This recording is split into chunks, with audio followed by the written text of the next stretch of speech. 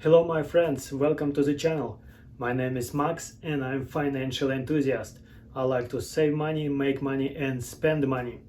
If you're anything like me, I invite you to subscribe to the channel, smash the like button and notification bell for future videos. In this video, we will look at credit score components, how it is calculated and how to improve your credit score for over 800 points. Also, I will include 5 easy tips on how to be smart about it and raise your credit score faster. After watching this video, you will know how to get a perfect credit score and keep it high. Let's get straight into it.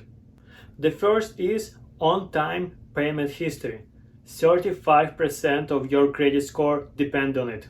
Do not miss a payment. Pay on time, do not pay late. You need to make sure that you make at least minimum payment. And with more credit history, it will get better, it will improve. Any late payments, collections, or derogatory marks will affect your credit score dramatically. It is very important. It's calculated by payments made on time divided by total payments, and it's represented in a percentage. So do not miss a payment. If you missed a payment before, do not miss a payment in the future. It will improve over time with more and more credit history, so you will make more and more payments on time. So here's my tip number 1. Pay off your credit card balance few days before your statement closing day. So very low balance will be reported to the credit agency. This takes us to the second component of credit score calculation. Credit utilization. It is 30% of your credit score, meaning do not max out your credit cards. Well, live by your means. Do not spend a lot of money that you cannot afford to spend anyways. Do not overspend. Control your spendings. Make a budget. Also, this way you will not miss a payment as well. Get more credit.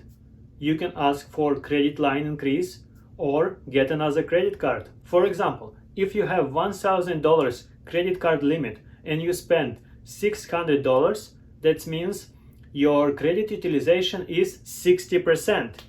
However, if you have $10,000 credit card limit and you spend the same $600, your credit utilization is just 6% now.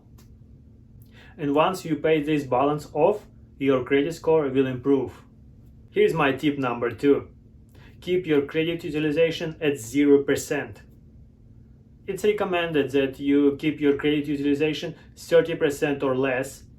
It's better if you do 10% or less. But my recommendation is keep it at 0.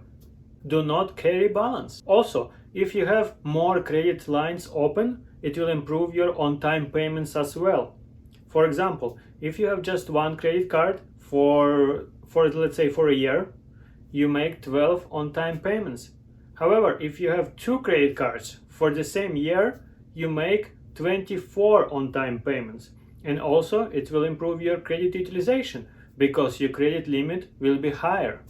Of course, it's very important to stick to your credit card spending principles. Make a budget, control your spending, do not overspend. Because sometimes your credit line can be $50,000 or maybe $100,000 across all of your credit card lines. With this money, you can probably buy a house. Or can you?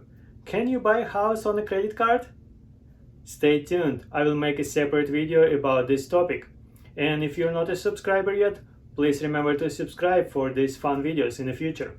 Next is the length of credit history.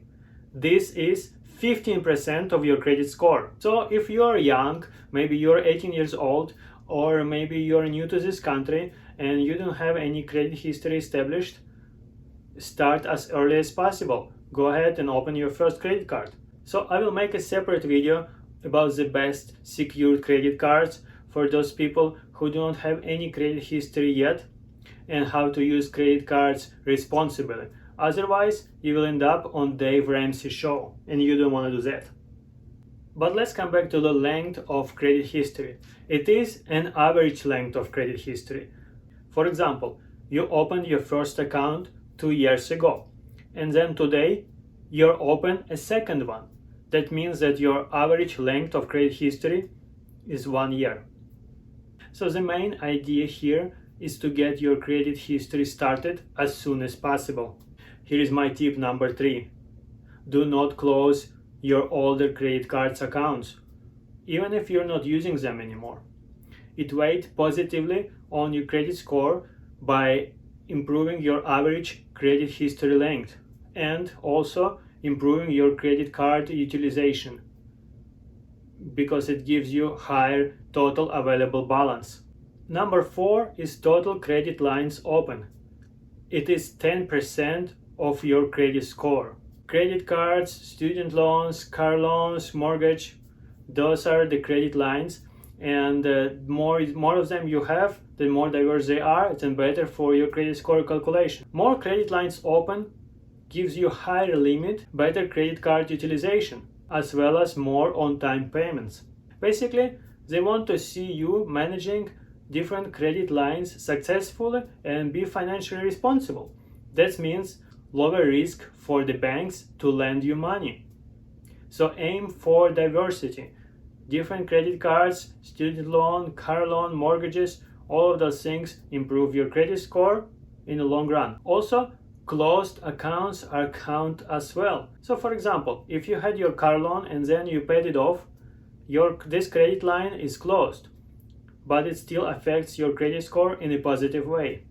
Number 5 is hard inquiries. It is 10% of your credit score calculation. Hard inquiries means that you are applying for the new credit cards or loans. That means that you are a more riskier borrower. It's kind of tricky because when you don't need money, the banks will allow you to borrow from them. And when you really need money, the banks will see you as a risky borrower. It's just the way it is. For example, if you applied for 3 credit cards in the last 3 months, the banks will see you as a risky borrower because they will think, why do you need those 3 credit lines? Are you going to max them out and never pay it off? Sometimes it can be hard for the banks to recover the money if you stop making payments on a credit card. And here's the question. Will you be going to jail if you stop paying credit cards? I will make a separate video on this topic. Anyways, hard inquiries, they're just 10% of your overall credit score calculation. So it's not that big of a deal as, for example, credit card utilization or making payments on time. It's all about leverage of credit. And here's my tip number 4. When shopping for a car loan or a mortgage, don't be afraid of making different hard inquiries. For calculation purposes, FICO will group them together as one inquiry, so you are not penalized for shopping for the better interest rate and better terms from the lenders. My tip number 5 is to create a Credit Karma account and monitor your credit score. Be informed. It's absolutely free, and this way you're staying on top of the game. You're looking at your credit report, and sometimes, identities can be stolen. Maybe there is some derogatory marks that you want to dispute or something else. Maybe there is a bankruptcy that you've never been a bankrupt before. So it's very important to monitor your credit score and see what changes, see how different things will affect your credit score in the future. With all of this information, it should be fairly easy for you to obtain a credit score close to 800 or above. However, the truth is, it's not of significant difference if you have 770 or 790 credit score. The difference will be only marginal and not significant. It is much more significant on the lower end though.